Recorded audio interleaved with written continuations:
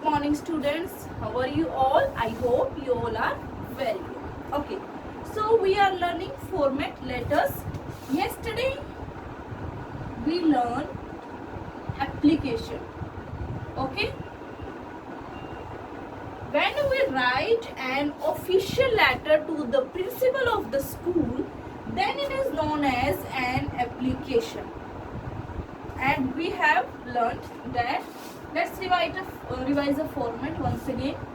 यहाँ पे होता है receivers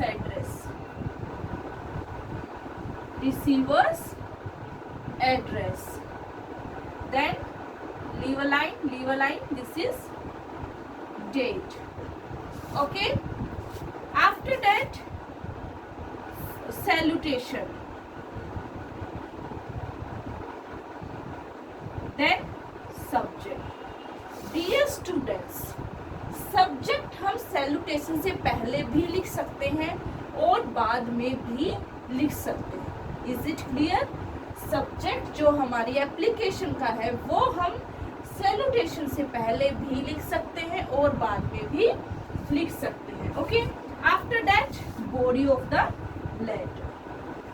okay, after that complimentary clause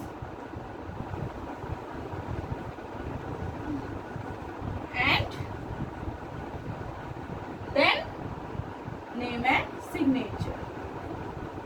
Okay, so this was the format of application. Now today we are going to learn the format of the letter to the editor. Okay, so letter to the editor. First of all, have a look on what is editor. Editor कौन होता है? Editor has all the responsibility of what to print in the newspaper.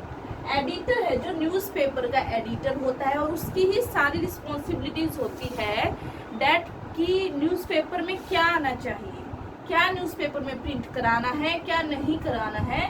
That is the responsibility of the editor. So we have many kinds, many newspapers, the Hindustan Times, the Times of India.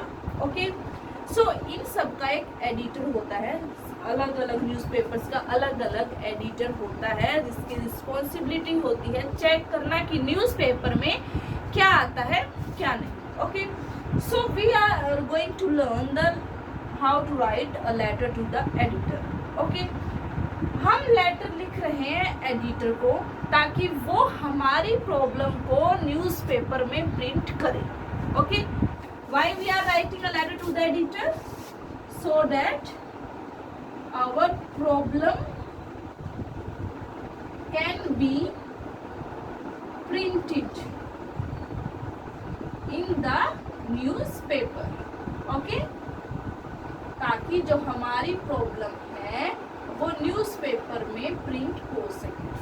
Okay, उसके बाद क्या होगा? अगर हमारी problem newspaper में print हो जाएगी उसके बाद क्या होगा?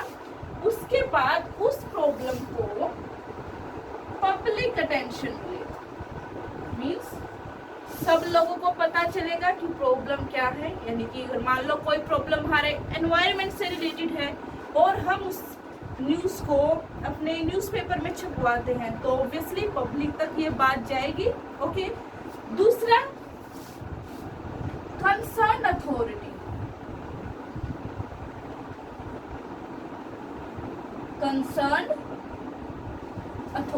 दूसरा उसे कौन नोटिस करेगा उस प्रॉब्लम को? Concern authorities. अब कंसर्न अथॉरिटी क्या होती है? Let's see. हमें प्रॉब्लम क्या है हमारी? Water scarcity. ठीक है, पानी की कमी है हमारे एरिया में. ठीक है, अब पानी की कमी के लिए कौन रिस्पॉन्सिबल है? कोई ना कोई तो गवर्नमेंटल पर्सन होगा ना. कोई ना कोई तो उसके लिए रिस्पॉन्सिबल है जिसकी रिस्पॉन्सिबिलिटी है कि भाई पानी अवेलेबल रहे, पानी की कमी ना रहे. कोई तो अथॉरिटी है. ओके, कोई तो अथॉरिटी है, कोई तो पर्सन है, कोई तो डिपार्टमेंट है जिसकी रिस्पॉन्सिबिलिटी वोटर के लिए है. ठीक है।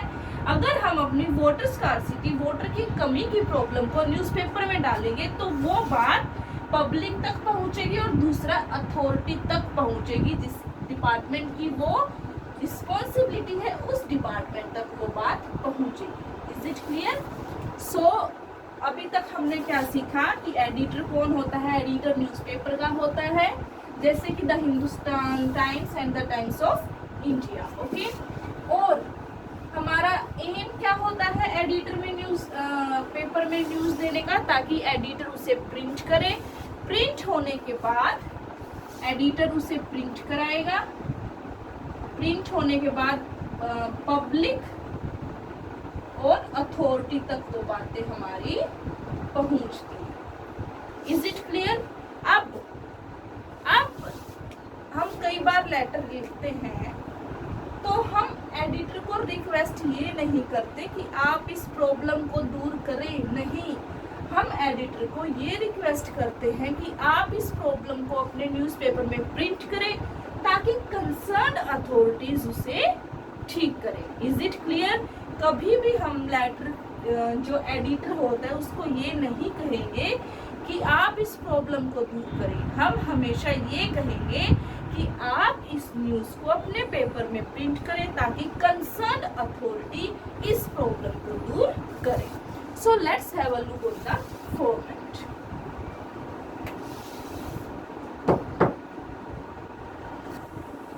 सो let's have a look on the format. अब format, letter to the editor का फॉर्मेट क्या होना चाहिए? First of all, there should be sender's address. Means if we are writing letter, we will write our address here. Okay. After that, we will mention date. तरीके मैं आपको बता चुकी हूँ। After that, receiver's address, यानी कि हम लिख किसे रहे हैं। अगर हम एडिटर को लिख रहे हैं तो कैसे लिखेंगे? Editor the Hindustan Times and New Delhi. Okay, the editor, किस न्यूज़पेपर का editor, then we will write that. After that place. Okay, so इस तरीके से हमें रिसीवर का एड्रेस लिखना है। Our next will be subject, कि किस बारे में है, क्या प्रॉब्लम क्या है, that will be the subject. After that, salutation means sir or ma'am. After that, body of the letter. अब body हमारी 3 पैराग्राफ में होनी चाहिए। It may be 4 also, 4 में भी हो सकती है। First of all, we will give introduction.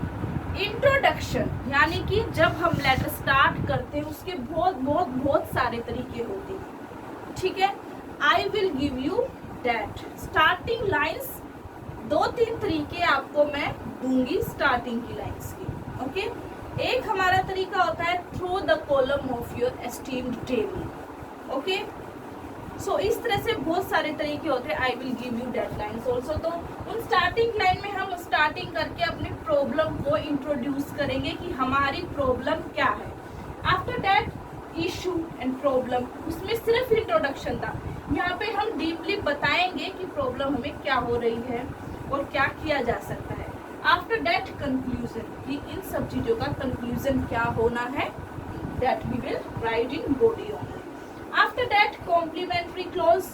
Okay, जैसा कि हम एडिटर को नहीं जानते हैं पर्सनली, तो हम क्या लिखते हैं, yours faithfully. Keep in mind, letter to the editor में कभी भी अफेक्शनेटली नहीं आता है, लविंगली नहीं आता है, हमेशा हम लिखते हैं फेथफुल और ट्रूली हम लिख सकते हैं। Is it clear?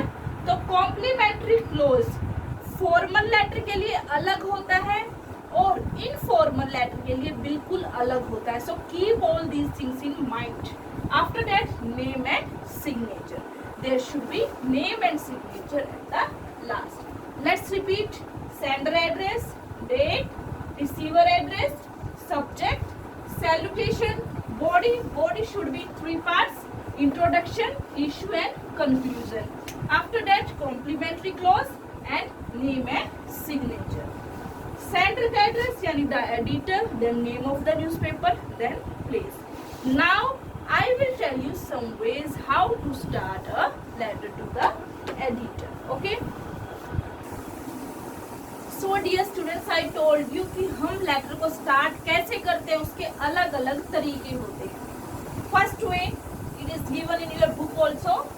Through the column of your esteemed daily, यानी कि आपका जो डेली न्यूज़पेपर प्रिंट होता है, esteemed है, very famous.